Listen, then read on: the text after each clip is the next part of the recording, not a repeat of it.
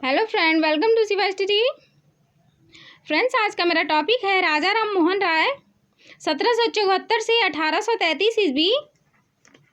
और ये आधुनिक भारत के इतिहास से बाय एस.के. पांडे की पुस्तक है और यूपी पीसीएस प्री के लिए बहुत ही इम्पॉर्टेंट है, तो आप लोग लास्ट तक बने रहिएगा। और अगर आप लोग को अच्छा लगे तो एक लाइक ज़रूर करिएगा ताकि उन बच्चों तक पहुंच सके जिनके पास पुस्तक नहीं अवेलेबल है। तो चलिए हम लोग देख लेते हैं।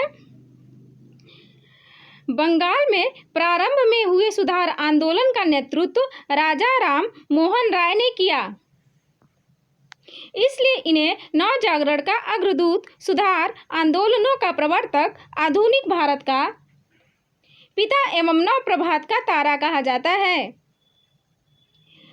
राम मोहन राय का जन्म बंगाल के एक ब्राह्मण परिवार में हुआ था। बचपन से ही उनकी बुद्धि तेज थी और वे स्वभाव से विद्रोही थे। 15 वर्ष की अवस्था में इनका एक लेख प्रकाशित हुआ जिसमें मूर्ति पूजा की आलोचना की गई थी। इस बात से इनके पिता से मतभेद हो गया और एक घर से निकल गए। इस दौरान इन्हें नेपाल जाना पड़ा, जहां इन्होंने बौद्ध दर्शन का ज्ञान प्राप्त किया। 1803 ईस्वी में अपने पिता की मृत्यु के बाद कंपनी की सेवा में आ गए। जॉन डिग्बी ने इन्हें अपना दीवान नियुक्त किया। डिग्बी के साथ इन्होंने 1814 ईस्वी तक कार्य किया। इस दौरान इन्हें अंग्रेजी ज्ञानवर्धन का अवसर मिला। इन्होंने एक ऐसी लेखन शैली विकसित की जिसकी प्रशंसा करते हुए बेंथम ने कहा था कि इस शैली के साथ एक हिंदू का नाम न जुड़ा होता तो हम यह समझते कि यह बहुत ही उच्च शिक्षित अंग्रेजी कलम से निकली है। राम मोहन राय बहुभाषा विद थे। उन्होंने अरबी, फारसी तथा संस्कृत का अध्ययन किया। इसके अतिरिक्त अंग्रेजी, फ्रेंच, ग्रीक, लैटिन, जर्मन और हिब्रू भाषाएं भी सीखी। इन्होंने कुरान, बाइबिल, हिंदू एवं अन्य भारतीय धार्मिक मतों के धर्मशास्त्रों का गहन अध्ययन किया। इनका पहला ग्रंथ फारसी भाषा में तोहफत उल मुहद्दीन, एकेश्वरवादियों को उपहार 1809 ईस्वी में प्रकाशित हुआ, जिसमें इन्होंने मूर्ति पूजा का विरोध किया और एकेश्वरवाद को सब धर्मों का मूल बताया। इन्होंने जाति प्रथा को इस आधार पर बुरा बताया कि इसने हमारे समाज को उच्च एवं निम्न जैसे अप्राकृतिक पुत्रों में बांट दिया, जिसके चलते हमारे समाज का एक विशाल समुदाय राष्ट्रीयता की भावनाओं से दूर होता चला जा रहा है। कंपनी की सेवा से त्याग पत्र देकर इन्होंने 1814 से 15 ईस्वी में आत्मीय सभा गठित की तथा 1816 ईस्वी में वेदांत सोसाइटी की स्थापना की। 1816 ईस्वी में वेदांत सोसाइटी की स्थापना की। इन्होंने उपनिषदों में व्यक्त आत्मा की अमरता के सिद्धांत को स्वीकार किया।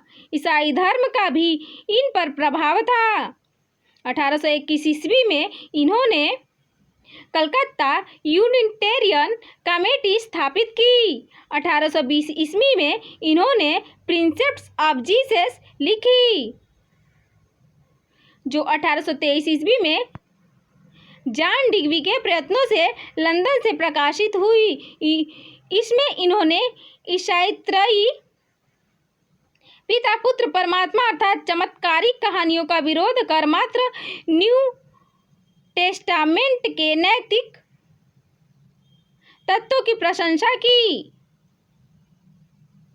हिंदू धर्म के प्रति इनके आलोचनात्मक दृष्टिकोण को देखते हुए इनके ईसाई मित्रों ने उम्मीद की थी कि अंततः ये ईसाई धर्म स्वीकार कर लेंगे, परंतु ऐसा नहीं हुआ।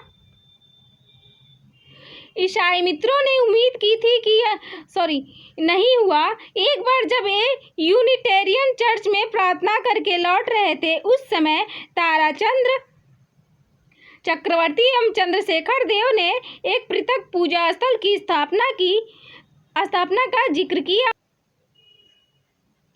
20 अगस्त 1828 को ब्रह्म सभा के नाम से एक नए समाज की स्थापना की इन्होंने, जिसके बाद अनुसार हिंदू धर्म में सुधार लाना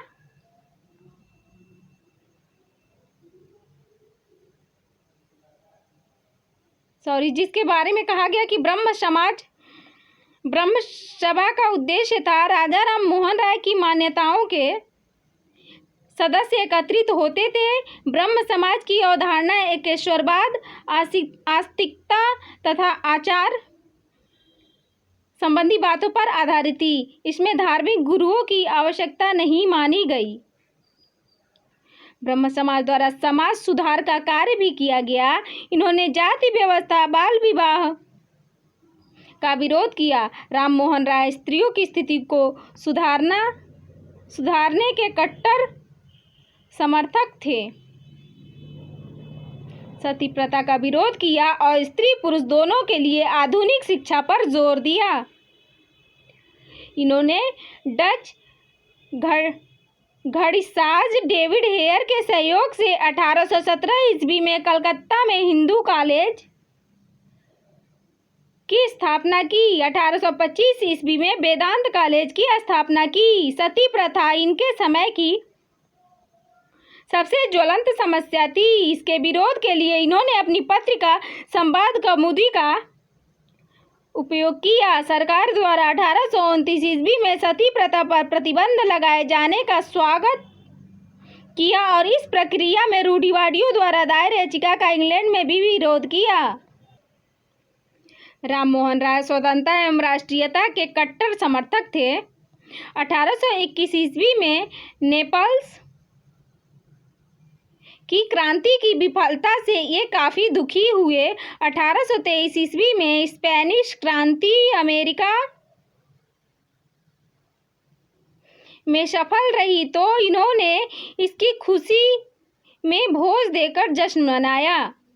1823 ईस्वी में एडम्स के प्रेस अध्यादेश से प्रेस की स्वतंत्रता का हनन हुआ था। इसके विरोध में राम मोहन राय, द्वारिकानाथ टैगोर व अन्य लोगों ने एक वाद उच्चतम न्यायालय में दायर किया। बाद खारिज हो जाने पर इन्होंने प्रीवी काउंसिल में अपील की। इसी प्रकार 1827 ईस्वी के जूरी एक्ट का इन्होंने विरोध किया, जिसमें धार्मिक आधार पर हिंदुओं एवं मुसलमानों में विभेद किया गया। राम मोहन राय भारतीय पत्रकारिता के भी अग्रदूत थे। इन्होंने बंगला भाषा के विकास में महत्वपूर्ण योगदान दिया। स्वयं बंगला व्याकरण का संकलन किया। इन्होंने 1821 ईस्वी में बंगाली पत्रिका संवाद कौमुदी का प्रकाशन किया। 1822 ईस्वी में फारसी भाषा में मीरात उल अखबार प्रकाशित किया और अंग्रेजी में ब्रह्म निकल मैगजीन भी निकाली। मुगल सम्राट अकबर द्वितीय ने 1830 ईस्वी में इन्हें राजा की पदवी से विभूषित किया तथा मुगल दरबार की ओर इन्हें इंग्लैंड भेजा गया। ये प्रथम भारतीय थे जो समुद्री मार्ग से इंग्लैंड पहुंचे और भारतीयों की मांगें ब्रिटिश सरकार के समक्ष रखी। प्रीवी काउंसिल द्वारा सती प्रथा को अवैध घोषित करवाने में इनका महत्वपूर्ण योगदान था। 1833 ईस्वी में ब्रिस्टल इंग्लैंड नामक स्थान पर इनकी मृत्यु हो गई। नेक्स्ट पॉइंट है और इम्पोर्टेंट भी, ब्रह्म समाज का विकास। राम मोहन राय के 1830 ईस्वी में इंग्लैंड जाने पर इनकी अनुपस्थिति में ब्रह्म समाज का संचालन आचार्य रामचंद्र विदावागीश करते रहे। 1833 ईस्वी में इनकी मृत्यु के बाद इनका नियंत्रण द्वारिकानाथ टैगोर के हाथ में आया। 1843 ईस्वी में देवेंद्रनाथ टैगोर ने ब्रह्म समाज का नेतृत्व संभाला। इसके पहले इन्होंने 1839 ईस्वी में तत्वबोधिनी सभा की स्थापना की। साथ ही एक मासिक पत्रिका तत्वबोधिनी का भी प्रकाशन शुरू किया। उस समय राजेंद्र लाल मिश्र,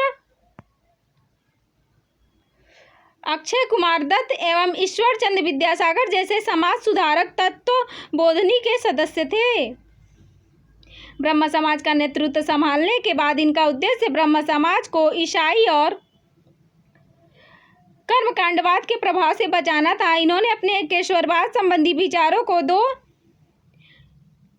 जिल्दों में प्रकाशित करवाया। 1856 ईस्वी में पहाड़ी क्षेत्र में चले गए। अब नेतृत्व केशव चंद्र सेन के हाथ में आ गया। तो फ्रेंड्स, आज का मेरा टॉपिक यहीं पे समाप्त होता है। अगर मेरा वीडियो अच्छा लगा हो तो प्लीज़ इसे एक लाइक, एक शेयर और सब्सक्राइब ज़रूर करें।